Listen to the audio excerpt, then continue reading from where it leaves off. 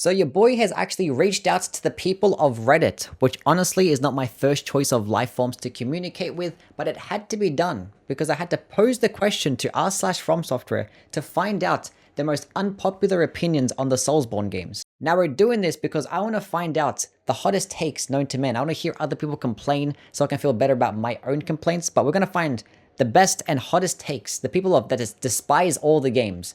And we're going to try and react to them and share my own opinions as well to see if they're actually correct. I thought FromSoftware fans are going to be kind of chill and tame about this entire thing, but no.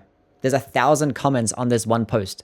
These guys must hate the games. There's no way. 1,000 comments? Elden Ring has the worst replayability and the new builds feel like doing chores. So open world games in general are going to hurt from replayability because the main selling point is exploration. And after you explore the area the first time, there's no need to do it again. So if the best part about your game is gone after the first playthrough, it's obviously going to hurt the replayability.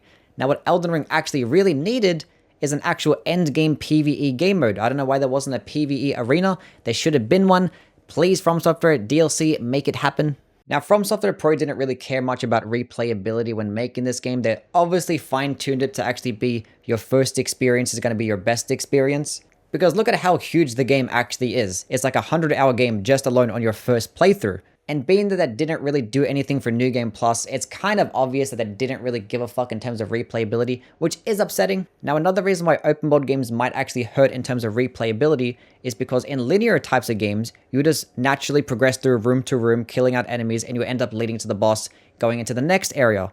In this game, or in Elden Ring, you kind of have to go out of your way to actually kill stuff, so it doesn't really feel like a natural progression. But where Elden Ring replayability actually does shine, and where I actually disagree with half of this comment in terms of build creation ends up being like a chore, is because 70% of the game is open right at the beginning. So you can actually go pick out almost any type of build that you want to, pick out most of the weapons, get all your spells, crystal tears that you want right at the beginning of the game before even killing a single enemy. So in this instance, Elden Ring probably has the best replayability. However, it doesn't really work that way because every single playthrough that I have is just speedrunning from boss to boss. Like 10% of the playthrough is killing bosses, 90% of the playthrough is actually just running around. My first playthrough was probably like over 100 hours. My second playthrough is probably about 10 to 15. I've beaten the game hundreds of times now. I average around about 3 to 4 hours every single playthrough. But please, FromSoftware, endgame PvE game mode. Dark Souls 2 over Dark Souls 1. Now, honestly, you might think that this is a hot take, but according to the subreddit, everybody thinks this exactly. I don't understand. But the beauty of this comment is that it's incredibly vague. So therefore, it's subjective. You're allowed to like whatever one that you like. If you like Dark Souls 2, you're probably a person that really appreciates good build creation, amazing movesets, a really nice new game plus. If those things are important to you, then Dark Souls 2 is probably going to be your favorite game. But if you're a person that actually has a good taste in video games, then you're going to like Dark Souls 1. It's funny how we've gone from like Dark Souls 2 being the worst game to somehow just being like the best one, and anyone that shits on Dark Souls 2 means that you're just bad at video games or something like that. I don't know what happened, but the contrarians came around, or like Dark Souls 2 aged like fine wine, but like we have the opposite opinion now, which is so weird. I don't know how to deal with this, but something's gonna happen sometime soon to where it's gonna flip back around again. Whatever it's gonna be, I think we just got a bit too bored, so we just decided to like Dark Souls 2 again. I guess we'll just keep alternating. I think Bloodborne's turn is next. I'm confused by people who tell me that a certain game is objectively better than another. Why can't people separate liking to dislike something from appraising its quality? I personally don't like Sekiro or Bloodborne.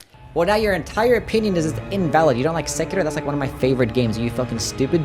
Therefore, nothing else that you actually say has any merit because you just don't like my favorite game. Fuck you. FromSoftware is still stuck in the previous console generation. I mean, yeah.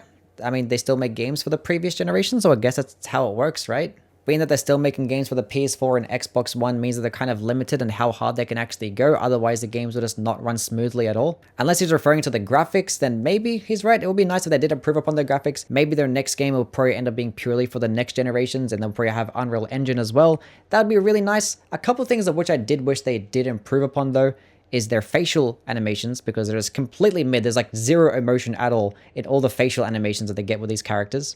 And their cutscenes. Honestly, I get a lot of slack because people always be like, oh, how do you hate the cutscenes?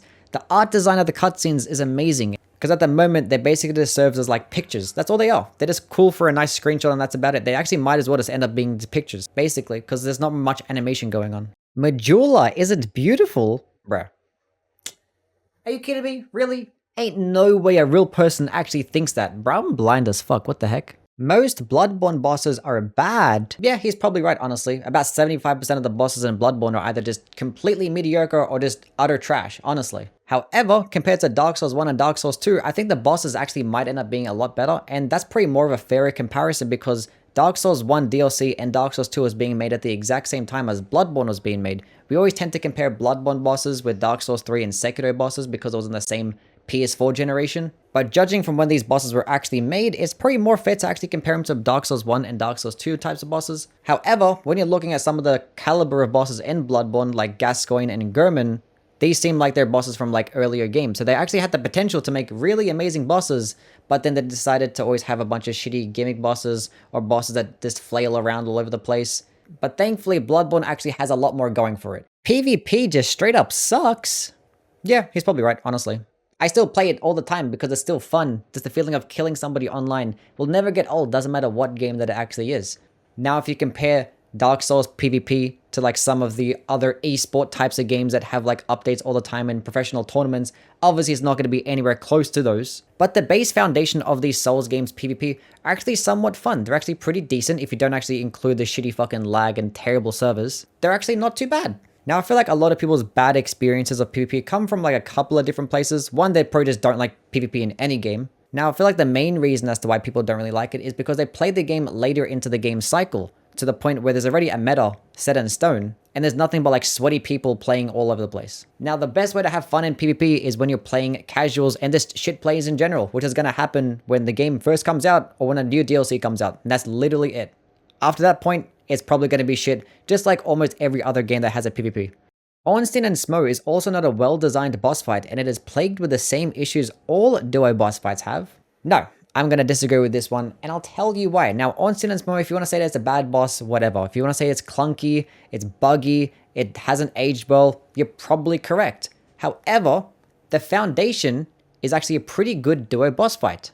You have one boss that's a bit slower that hits harder, and you have another one that's quicker that doesn't hit as hard. So depending on your playstyle, you actually might want to attack one or the other. And then afterwards, you actually get a pretty decent second phase. Both Super Ornstein or Super SMOUGH is actually a pretty decent fight, and obviously depending on which one you kill in the first phase is dependent on which one you fight in the second. That is a very solid concept for a good duo boss fight. Now, this foundation that Ornstein and SMOUGH actually set was actually perfected with the Demon Princes. And that boss fight is amazing. It's an S tier boss fight. It's really good. Now, the problem with the duo boss fights in later titles is because they're not actually designed to actually be in the same room together. They were just designed as separate fights, and they just clumped them together and thought it was going to actually end up working out.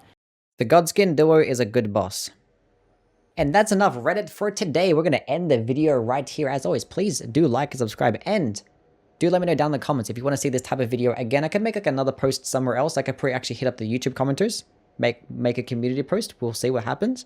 Do follow me on Twitch as well, because I should be live by the time this video is out. And I'll catch you guys around. Bye.